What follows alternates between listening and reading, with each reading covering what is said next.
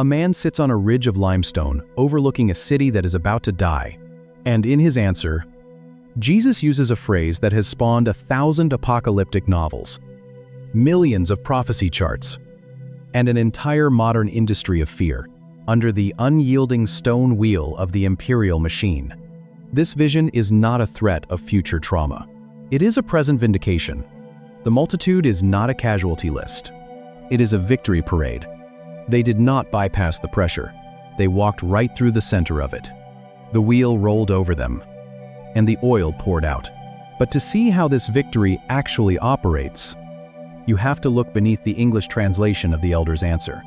You have to examine the exact grammatical tense of the Greek verb used to describe the crowd's arrival, because that verb changes the Great Tribulation from a singular event into an ongoing era. Read most English translations of Revelation chapter 7, and you will find a subtle chronological bias. The text usually says, "These are the ones who came out of the Great Tribulation." It sounds like a finished event. It sounds like a door that was opened, a crowd that rushed through, and a door that is now locked securely behind them. It makes it sound like a singular, historical rupture that is safely in the rearview mirror. But when you look at the heavy, black ink bleeding into the original Greek parchment, the timeline shifts. He warns them about a great tribulation. Most people assume this phrase refers to a distant, dystopian future. The word John uses for their arrival is the Greek erchomenoi. It is the present middle participle of the verb erchomai, which simply means to come or to go. But because it is a present participle, it does not describe a completed action in the past, and it does not describe a fixed point in the future. It describes a continuous, unending reality. A more literal translation reads, "These are the ones who are coming out of the Great Tribulation. They are arriving right now. They have been arriving. They will keep arriving." When John looks at this multitude, he is not looking at a static snapshot of a finished rescue mission. He is looking at an active portal. He is watching an unbroken line of bruised, exhausted, and victorious people, walking out of the crushing pressure of human history and stepping onto the glass floor of heaven. You can almost hear the steady, rhythmic sound of their marching feet. The Great Tribulation is not a localized calendar event waiting at the end of the world. It is the grinding friction of the entire present age. It is the perpetual state of the church, operating in hostile territory. The heavy limestone wheel has been turning since Stephen was crushed under a pile of rocks in Jerusalem. They treat the biblical text like a prophetic escape room. They imagine a terrifying 7-year countdown at the end of human history. Since Peter was crucified upside down in a Roman circus, since John was exiled to a wind-battered island in the Aegean Sea, the olive is continually being pressed. The oil is continually flowing. The multitude is continually arriving. But there is something deeply unsettling about how this arriving crowd is dressed. Because to survive the pressure, they had to do something that violates every law of human logic. Look at the scene again. Look closely at what the multitude is wearing. They stand on a sea of glass. They wear robes of blinding white. The fabric is spotless. The linen is flawless. The light reflects off the threads. But the elder tells John how the garments got that way. He points to the massive, roaring crowd. He says they washed their robes. He says they made them white in the blood of the Lamb. Think about the physical reality of that statement. Blood is a dye. Blood is a stain. Blood is thick. It smells like rust. It smells like copper. If you submerge a white tunic in a basin of blood, it does not come out clean. It comes out ruined. It comes out crimson. It comes out heavy, dark, and stiff. It marks you as a victim. But in the vision on Patmos, the chemistry of the earth is completely inverted. The blood is not a stain. It is a solvent. It does not ruin the fabric. It purifies the thread. They read Matthew 24 or the book of Revelation and picture a global cataclysm, a ticking clock. This is the central paradox of the Great Thlipsis. The empire demands your blood. The empire uses violence to assert total control. The empire thinks the heavy limestone wheel will grind this new kingdom into nothing. Rome slaughters the innocent. Babylon executes the prophets. The beast crushes the saints. The executioners wipe the sweat from their eyes. They hear the bones snap in the arena. They smell the copper of spilled life in the dirt. They think the blood proves their absolute victory. They are entirely wrong.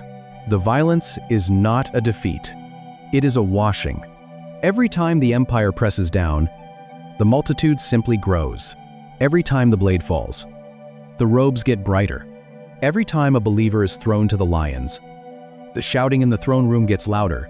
The early Christians do not overcome the beast by taking up Roman swords. They do not overcome the emperor by forming a rival army in the desert. They do not fight the crushing pressure by becoming the wheel themselves. They overcome by walking directly into the crushing weight. They overcome by holding the line of their allegiance until the very end. They overcome by letting the blood of a crucified king rewrite the laws of power. They bleed, and they conquer. They die, and they arrive. The heavy wheel turns. The green olive is crushed. A series of geopolitical events that you have to decode from the daily news before it is too late. The bitter oil flows. The robes shine like the midday sun. But this paradox was not just meant to comfort a first-century martyr facing a Roman gladiator, because the pressure did not stop when Rome fell.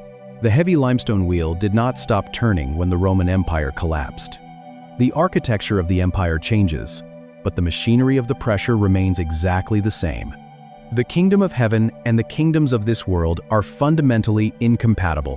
When you try to live by the ethics of a crucified king in a society built on power, consumption, and self-preservation, there is an inevitable physical friction. You will feel the thlipsis. You might not be dragged into a dirt arena to face wild dogs, but you will feel the sudden, crushing weight in your chest when you refuse to bend the truth, to save your reputation or your career. You will taste the bitter ash of rejection when you choose to love the person your culture has decided to hate. You will feel the exhausting, heavy strain in your bones when you wake up, day after day, choosing the slow, quiet path of faithfulness over the rapid, glittering promises of compromise. Generations of modern Christians have spent their lives trying to decode the book of Revelation. They assume the goal is to map the timeline and get out before the trap closes, so they can figure out how to escape this pressure. They chart prophetic timelines. They hoard physical supplies. They watch the geopolitical news cycle with a strange mixture of dread and anticipation, waiting to be miraculously airlifted out of the tribulation before the suffering really begins. But the multitude in white robes did not ask for an airlift. When the pressure hits your own life, your first instinct is almost always to panic. You assume something has gone terribly wrong. You assume God has blinked, or turned his back, or forgotten your address. You pray frantic prayers asking him to lift the heavy stone, to remove the friction, to give you a definitive date for when the suffering will finally end. You buy into the modern illusion that a faithful life should be a comfortable life. But that is a theology of the empire. It is not a theology of the olive press. The pressure is not a sign of his absence. It is the environment of your formation. Jesus did not sit on the Mount of Olives and promise his friends an escape hatch. He sat in the dirt, surrounded by the crushing machinery of the agricultural harvest, and he promised them his presence. When modern readers see the phrase Great Tribulation, we instinctively look forward. We look to the sky. We look to the news cycle. He told them that the great thlipsis was coming, not to terrify them with a horror story of the distant future, but to anchor them for the reality of the present. When the stone wheel lowers, when the cultural sky goes dark, when you are squeezed into a space so narrow you feel like you cannot catch your breath, you are not standing in the chaotic, random crossfire of a dying planet. You are standing in the exact same place Peter stood. You are joining the Erchomenoi.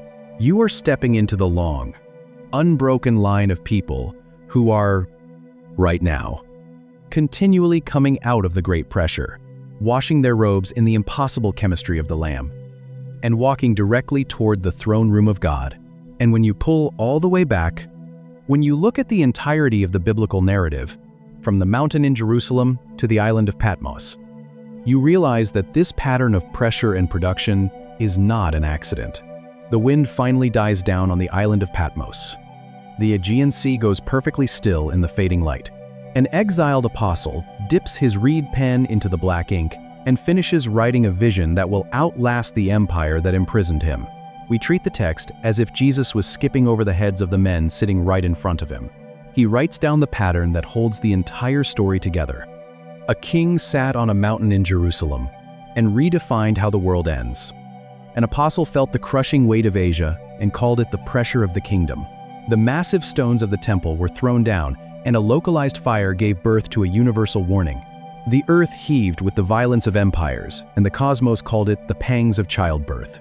An old man stood on a penal colony and watched the victims become the victors. A continuous multitude walked out of the crushing machinery of history and arrived on the glass floor of heaven. They washed their garments in the blood of a lamb and stepped out in blinding white. Same pressure, same God. But maybe the part that stays with me most is the grammar. Erkomenoi, the present participle. The continuous arrival. It is not a closed door in the ancient past, and it is not a terrifying countdown in the distant future.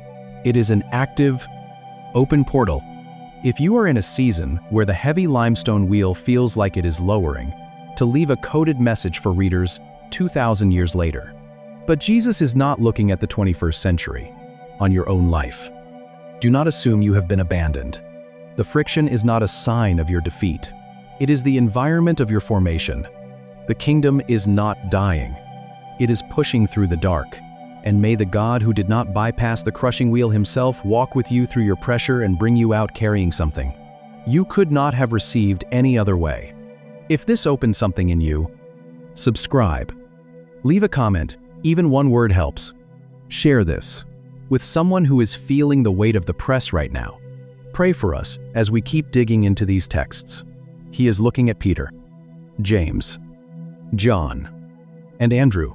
He is looking at men whose blood will be spilled on Roman dirt before their generation passes away. The afternoon sun catches the gold plates of the temple complex across the valley, throwing a blinding glare over the Kidron ravine. He is giving them a vocabulary for what is about to happen to their bodies, their city, and their faith. But if you look closer at the Greek word Jesus actually chose while sitting in that dirt, at the historical trauma of the first century, and at the exact grammar used by John on the prison island of Patmos, you start to see something the doomsday reading completely misses. The Great Tribulation is not a future calendar event. It is a formation process. The place to start is the name of the mountain itself. Jesus is sitting on the Mount of Olives, Har Hazeitim. It is a working agricultural site. It is an orchard designed for one specific purpose, the olive press. An olive is placed in a carved limestone basin. A massive stone wheel is lowered on top. The weight is absolute. The skin breaks. The flesh is crushed. The dark, bitter oil begins to flow. Jesus is sitting in the middle of this exact machinery. When he looks at his disciples and tells them about what is coming, read Matthew chapter 24, verse 21. Jesus says, "For then there will be great tribulation, such as has not been from the beginning of the world until now." The English word is tribulation. The word in the original text is the Greek phlipsis. It is the word that accidentally shaped centuries of Western anxiety. The air smells of dust and the bitter oil of crushed fruit from the trees surrounding him. But when a first-century Greek speaker heard phlipsis, they did not think of a 7-year apocalypse. They thought of the basin. They thought of the wheel. Taplipsis literally means pressure. It means physical compression. It is the friction of being squeezed into a narrow space. It is the literal physical weight that crushes the fruit to produce the oil. The word appears 45 times in the New Testament, almost every single time. It describes the immediate, lived experience of following a crucified king in a world ruled by Caesar. Paul uses it in 2 Corinthians chapter 1. He writes, "We do not want you to be unaware, brothers, of the phlipsis we experienced in Asia." He says they were under great pressure, far beyond their ability to endure. so much pressure that they despaired of life itself. Paul was not writing about the end of human history. He was writing about a Tuesday in Ephesus. That root changes everything. When Jesus uses the word thlipsis, he is not handing his disciples a geopolitical timeline. He is handing them a spiritual diagnosis. He is telling them what physically happens when the kingdom of heaven collides with the empire of Rome. The friction will be absolute. The pressure will be immense. The Great Tribulation is not a futuristic countdown at the end of the world. 4 of his closest friends are sitting with him in the dirt. They are not looking at the sunset. It is the stone wheel rolling over the olive. It is the inevitable pressure that comes when your allegiance shifts from the empire you live in to the kingdom you belong to. But the pressure Jesus was describing on that mountain was not just a timeless metaphor. He was pointing toward a very specific, historical collision, and the clock on that collision was already ticking. It is the summer of the year 70. Exactly 1 generation after Jesus sat on the ridge and looked down at the city. The sky over Jerusalem is choked with thick, black smoke. The air tastes like burning cedar, pulverized limestone, and copper. 4 Roman legions, under the command of General Titus, form an unbroken ring of iron and timber around the holy city, tightening a siege that is stretched on for agonizing months. Inside the walls, the famine is absolute. Men and women are dying in the open streets, fighting over scraps of boiled leather and wild grass, while the religious and political factions inside the city turn their swords on each other. And then the fire breaches the Temple Mount. The sanctuary burns with such ferocity that the immense gold plates, the very plates that once blinded the disciples with their glory, melt in the blistering heat. They are pointing at the massive foundation stones of the temple, marveling at the architecture of their religion. The liquid metal runs down like water, seeping into the deep, dark cracks between those massive foundation stones. When the fires finally burn themselves out, the Roman soldiers realize what has happened. They take their heavy iron pry bars and their wooden levers, wedging them into the seams of the ancient masonry. They heave with all their strength, toppling the gigantic blocks into the Kidron Valley below, just to scrape the cooled, precious metal from the joints. Not one stone is left standing on another. Every single one is thrown down. The Jewish historian Josephus stands outside the walls, watching his beloved city die. He records the devastation in meticulous, devastating detail, writing that the suffering of Jerusalem during those months was greater than any destruction experienced from the beginning of time. He documents a period of unmatched anguish, echoing almost the exact vocabulary that Jesus used on the Mount of Olives 4 decades earlier. When Jesus spoke of a great tribulation, his primary audience was not looking at a distant horizon. He was weeping for the men, women, and children who would be trapped inside those falling walls. The prophecy of Matthew 24 is not a science fiction riddle waiting for a modern decoder ring. It is the blood and ash of a localized, historical catastrophe. But Jesus did not stop at the destruction of Jerusalem.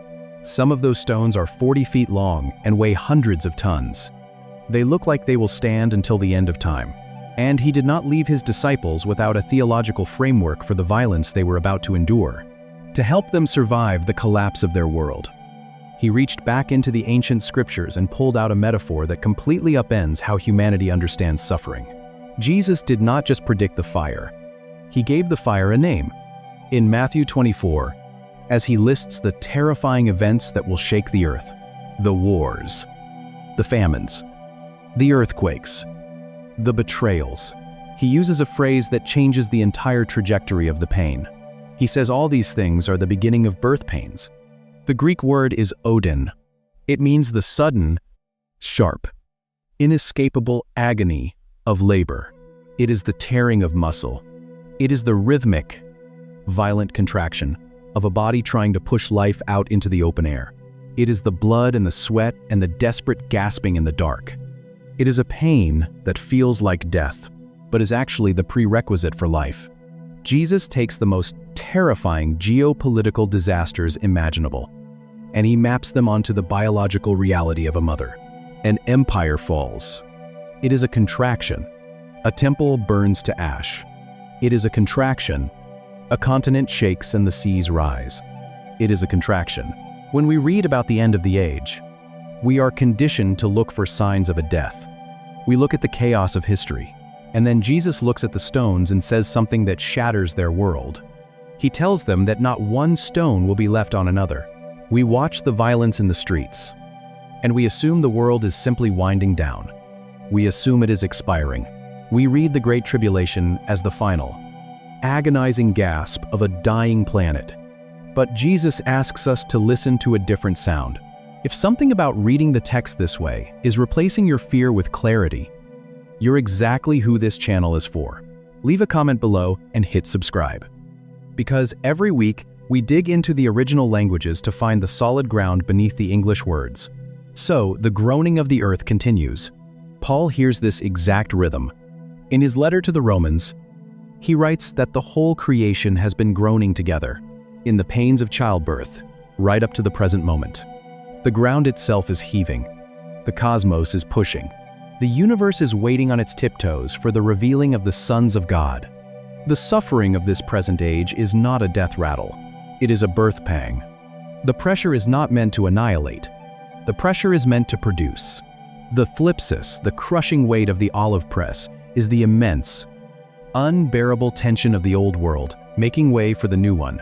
It is the violent friction of the kingdom of heaven, forcing its way into the physical. Bleeding reality of earth. The pain is not proof. Every single one will be thrown down. The disciples wait until they are in private to ask the obvious question, that God has abandoned the timeline. The pain is proof that the timeline is pregnant. And decades later, an old man exiled to a prison in the middle of the sea looks up into the sky and sees exactly what the labor is producing. The Aegean Sea crashes against black volcanic rock. The salt spray stings the eyes. The wind howls across the penal colony of Patmos. An old man stands on the jagged cliffs. He is a prisoner of the empire. He is the last surviving apostle. He is John. His back is scarred from the lash. His hands are calloused from breaking rocks. He expects to die in exile. And then the sky above him tears open. He sees a throne. He sees a sea of glass mixed with fire. He hears a voice that sounds like the roar of rushing water. Look at Revelation chapter 7. John looks up and sees a multitude. It is a crowd so massive, no human math can quantify it. They are not a homogeneous block. Every nation is present. Every tribe is present. Every language is present. They stand before the throne. They wear white robes that gleam in the blinding light. They hold palm branches in their hands. They are crying out with a deafening shout. They want a timeline. They want a schedule. They ask him when these things will happen, and what the sign of the end of the age will be. The noise is overwhelming. The scale is impossible. Then, one of the heavenly elders approaches John. The elder points a finger at this massive, joyful crowd. The elder asks a simple question. Who are these? Clothed in white robes. And from where have they come? John does not have the answer. He defers to the elder. He simply replies, "Sir." You know, the elder speaks. And when he speaks, he uses the exact vocabulary Jesus used on the Mount of Olives 60 years earlier. These are the ones coming out of the Great Tribulation, the Great Thlipsis, the Great Pressure, the Great Crushing of the olive press. Generations of modern readers look at this verse and panic. They imagine a future army of apocalyptic survivors. They picture the bleeding remnants of a global, post-rapture Holocaust. They assume John is looking down the corridor of time, at a 7-year terror campaign that has not happened yet. But John is not looking at a futuristic nightmare. He is looking at his friends. He is looking at the men burning like torches in Nero's gardens. He is looking at the women thrown to the wild beasts in the Roman arenas. He is looking at the very people who were just crushed